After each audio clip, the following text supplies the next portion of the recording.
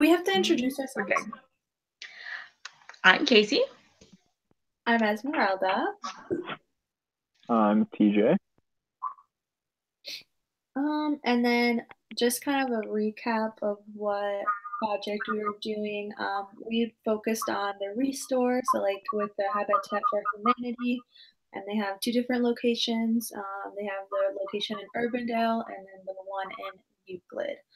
Um, So far, what I've kind of noticed of what services we are providing is helping with organization. Me specifically, I did a lot with the rugs.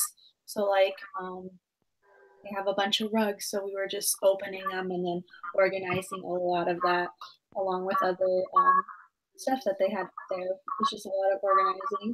Um, we did a lot with like helping individual customers with like what they're looking for or loading stuff. Um, and I did a lot of like, I was just like looking out for when people were loading because I couldn't really load anything. But yep, and a lot of like cleaning and moving items and stuff like that. It sounds like we had pretty similar tasks. We had a big truck come in that we had to unload, and it was full of doors and cabinets and pictures, and was not quite strong enough to lift all of those by myself. So I kind of more made sure people didn't trip on their way out. But we cleaned, I don't know how many cabinets and pantries, and we cleaned fridges and stoves and washers and dryers. TJ and I spent a pretty good afternoon sweeping the floor one day. We swept or dusted like ceiling fans and pretty much everything they got off the truck. We made sure it was presentable to go out to the floor. There were other volunteers there, and they kind of did more of the stocking and the facing of shelves. And I spent most of my time in the back, like labeling items that were ready to go out on the floor, or really just kind of a lot of cleaning, making sure things were suitable for someone else to be buying them. So it didn't look like they had just been donated. Right. And then I spent a lot of my afternoon, I guess, kind of doing the opposite task. I helped arrange their doors. We helped unload that truck of those doors that came in, and then realized that a bunch of the doors out on the floor were not organized very well. So a lot of my time was spent reorganizing those and creating space to get as many doors out on the floor as possible. and how about like, hours so far that you guys logged so far? I have like 11, and then I'll be done with it tomorrow. So, but how about you guys? I did my last ones last Friday. I counted, those 3 from the Riverbend tour, and then the rest I spent 3 days out at Habitat. I've got one day done, and then I'll be there tomorrow and Tuesday to finish up this week. Nice. I guess kind of the next thing we should talk about is what we've been learning, kind of challenges and stuff like that. So far, I've learned a lot about how to talk to people and approach people because that's kind of the people I was sticking with. They were helping with giving customers rugs and stuff. So you really have to be able to talk to them and be like, what were you needing? So all that, which is really good to kind of get to know people. I've also realized like just being there, you kind of really learn about what the community needs, what you see them getting a lot of, what is necessary. Um, a challenge I would say had been there were just sometimes awkward moments when you just didn't know what to do. Or they were like off doing like something. So I was just like, but it's just a matter of asking like what I can do to help. So. I did a lot of the kind of behind the scenes work, not out on the floor. So I learned a lot about all the other like workers there and volunteers. We spent a lot of time just kind of getting to know each other, which really helped with communication because I learned when I was, taking apart ceiling fans and dusting them and getting them put back together that there's a certain way to do things. And if I wouldn't have asked. Luckily, it was on my second fan. I would have done them all wrong. I thought I was doing exactly what I was told, and I wasn't. So definitely communication was key. They've got a pretty swift process of how they get things in, get them out, and they don't want to volunteer to come in and mess that up. So it was good to learn that up front, because then the rest of my time I spent volunteering, I knew, okay, I'm going to listen to you say this. I'm going to repeat it back to you and make sure I am doing the right thing. And then after I've done a few, I'm going to go double check that this is exactly what you wanted. And then I learned that the Urbandale Restore's biggest needs are cabinets and flooring. Not only people who are doing their own home projects come in, but they said a lot of like contractors who are building brand new houses come in to get their flooring or to get their countertops, just stuff that they can use, which I thought was really cool. That, you know, I like the idea that we're recycling everything anyways, but to put in, you know, someone's house who you're not looking at it as a Habitat house. If someone walked in, they could say, oh yeah, this came from the Restore. I thought that was really cool. Yeah, I noticed that a lot being out on the floor, that there were like, seemed like a decent amount of contractors or different people that were working on houses where they're purchasing stuff. So that was pretty cool to see. I'd say one of the biggest challenges I noticed was just like not knowing what they had and or like where anything was, because since like I was over in the doors, or like I'd be going back to grab a door, I'd get stopped and ask questions, and then I'd be like, I don't know, like I've literally been here 2 hours, like you've probably been in the store longer than I have. So that was the biggest challenge, I think, day one at least. Mm-hmm. Yeah, I kind of thought the biggest challenge, it wasn't so much working with other people as it was kind of getting over my own issues. Like day one, I had to clean the grossest stove I'd ever seen. And so it ended up looking really good, but about 3 hours later. So that was something that I was like, all right, you know, I've picked a medical profession. I can handle gross stuff. Like I should be able to do this. And it took a long time. It was way harder than anything I think I've ever cleaned ever. And so mine wasn't so much challenge like, oh, how does this apply to servant leadership? You know, how am I helping the community? It was more of a, all right, you know, I'm kind of grateful that this isn't something I do every day, but it was very eye-opening to know that that is what people go through every day. Mm-hmm. And that's awesome, because like you're saying, like it was so dirty at first, but like the fact that you were able to get it like so clean and stuff, like you would think like people probably just throw that stuff away, and like, mm-hmm. Oh, like, this is one that I would have thrown away. I was very proud of how clean it was afterwards. So that's how much you never know, like if you just put some elbow grease. So yeah. Let me think. So kind of something else we can talk about is how your servant, so how this like project has helped with developing your servant leadership skills. For me, I think it's helped with just being more aware of what different resources our community is in need of. I thought it's just helped a lot with communication and talking to like other people and how to approach people. And also, I feel like I just like met a lot of really good people too. Like I knew like one other person there, and so like I kind of made some connections and stuff. So I think it's just like a really good way to make I don't know, just to learn about your community really and other people. So mm-hmm. Yeah, I completely agree.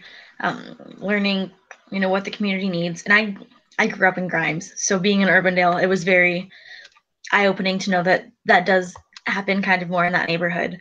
And you know, awareness, knowing this is what's happening. But another thing, I think, not necessarily so much from this experience, but when I did my summer with AmeriCorps at Habitat, I got to spend more time with like the families who were actually getting houses. mm-hmm. And that was one thing I actually kind of missed, was I didn't see anybody who was doing like their sweat equity hours, just because they're so cool. They've got such great stories, and you can learn so much from them. So I think that's a lot of like the understanding that I was expecting to get from this. Just kind of branch out and meet new people from different places and different journeys that they've had in their lives. So that was one thing that I had kind of counted on getting to tie in, but I didn't feel like I got it from the days I was there so far. Mm-hmm. But I do know that, they are there doing that. I just wasn't there on the right day. Yeah. I feel like also like it'd be nice to see like the other part of Habitat. Like it's one thing to see the restore and understand that, but also like Habitat's main mission isn't the restore and like getting donations, it's building homes for families in need. Mhm. So I think it'd be kind of cool after this class to try and be a part of a build and that side of things as well, to kind of see how everything comes full circle and where the donations and the money from the restore goes to accomplish the ultimate goal of Habitat. I agree. I was looking on Habitat's website to get some things for the PowerPoint, and they talked about the Birdland area in Des Moines that they're doing the new projects. They're building like 28 new houses over there that are, it's just going to be a whole Habitat neighborhood. I think that's really cool. I think that's going to take a lot of building time and volunteers. So if we do want to go do one, I would totally go there. I think that'd be great. That'd be sweet. Yeah, I think that was the one he was talking about at the Riverbend tour we went to, because I think that's the neighborhood that got flooded. It is, that yeah. They were able to buy a bunch of land. Mm-hmm. Looking up pictures to try and put in there, and a lot of them were of the flood. That it was all been cleared out, and they've got their, all their floor plans drawn up for houses, and I think it'll be a really cool neighborhood. That's awesome. Yeah. What else should we hit on? I don't know. What was like? I don't know. Is there anything that stuck out to you guys of your like experience? I'm like, I can't get over like I had this little kid. Because I was like always by the rugs, like these giant at the Euclid store. They had like giant rugs. I don't know if you guys did at yours. But I had this little boy, and he was like, he had seen this like spaceship rug or whatever, and he was like, I need this and stuff to his mom, and they found it for him, but he needed a smaller one, and he was just so cute. And he was like, "Can I get this in a smaller size?" So it was so funny. But I just love being there and like working with like the people and stuff. Like being in the field is really fun. That's something that stuck out to me. Yeah, I didn't really know what to expect going in, but I was so impressed with all of the other volunteers and like the employees there. They were all so nice, and they went out of their way to make sure I was doing okay, and that like, okay, well, if you want to switch jobs for a little bit, give yourself a break. I mean, they were so great. They had a salsa bar 2 days I was there that somebody makes salsa, so we got to eat that. I mean, it was a really fun place to be, and I know it wouldn't have been if like the workers were different. They were very upbeat, and you could tell they enjoyed what they were doing, which helped make me want to be there. I think that I didn't really interact with anyone who was in shopping, so I just got to stay with them, and they definitely made my experience better.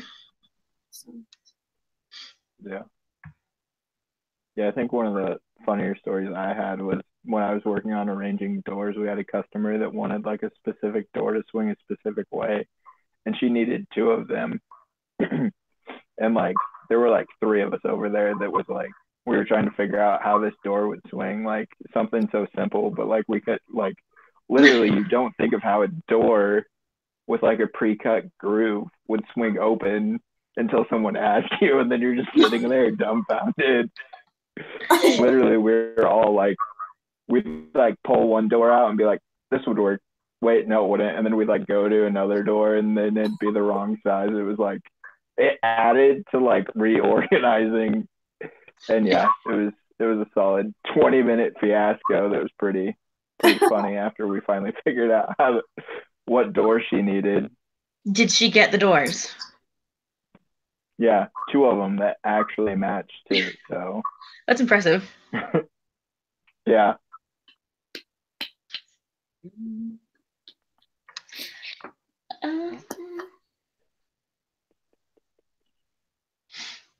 So is there anything else we need to talk about from what we've done, or can we move on to our project?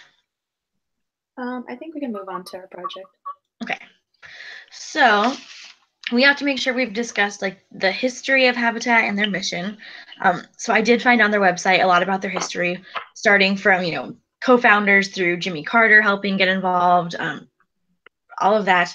And then their mission is seeking to put God's love into action. Habitat for Humanity brings people together to build homes, communities, and hope. And I think we'll have a lot to be able to talk about just with the Restore, what we've seen, and then knowing that builds are going around here that are trying to get 28 houses in a year. I think that's great. That's definitely putting their mission to work. We'll have to talk about how our volunteering actually went, which so far so good, and then how we together can work to make our experience different. If we were to do it again, what would we change? Do we have any advice for the sites that we were at? Is there anything that we would want to do differently? And then just overall how the project went. So we don't think it should be too bad. Fair enough. No. Do you have pictures from the Restore? I don't. I didn't take any. I Okay. didn't take any. I will. Sneak a few tomorrow. I'll try. Yeah, if you can take some to put in the PowerPoint, that'd be great. Yeah. I didn't even think about it. Yeah. I'll attempt to remember. I completely forgot about it until like you threw the PowerPoint together, and I was like, "Oh crap, we were supposed to take pictures." Yeah, I looked for what I could online because I didn't have any. But we'll try. I'll go tomorrow, so I'm sure I could get a few. So yeah, and even I would imagine even if you go and take pictures of just like locations, like where all the doors are or where the rugs are, just from what we got to do, I think that'd be great to be able to tie that part in. Okay, sounds good. I'll definitely do that. Sounds good. Yeah, I was thinking about like talking to some of the workers too, and maybe we can like put that in the paper a little bit, kind of like. Oh, that would be good. Right, see like why they're doing what they're doing, what they like about it, just how they get to help the community. Because they really, I just think they were just always in such a good mood, and I don't know, it's just such a good vibe. So, Well, I think that's a great idea. But yeah, I'll definitely work on the paper and I'll send it to you guys so that way you guys can add in your 2 cents. But I think, the project's been good, so I'm sure it won't be too hard to write about it. Perfect. And then anything you guys want to add into the PowerPoint, please do. Definitely, pictures if you get a quote from someone. Anything else? I think sounds good. So then, should we try and plan on having both of those done by the end of this week? That way we can maybe do a practice run through to make sure it all goes smoothly. That way we can actually do our presentation. Yeah. Perfect. Sounds good. Maybe if it's done by like Saturday, then we could maybe do it on Sunday. Yeah, I have like Friday, Saturday off, so by Saturday I should have it done. Okay. So I don't have anything this weekend. So I think that should be good. Okay. All right. Good job, team. Good job. I'm going to stop our broadcast. All right. Sounds good. Have a good night. Bye.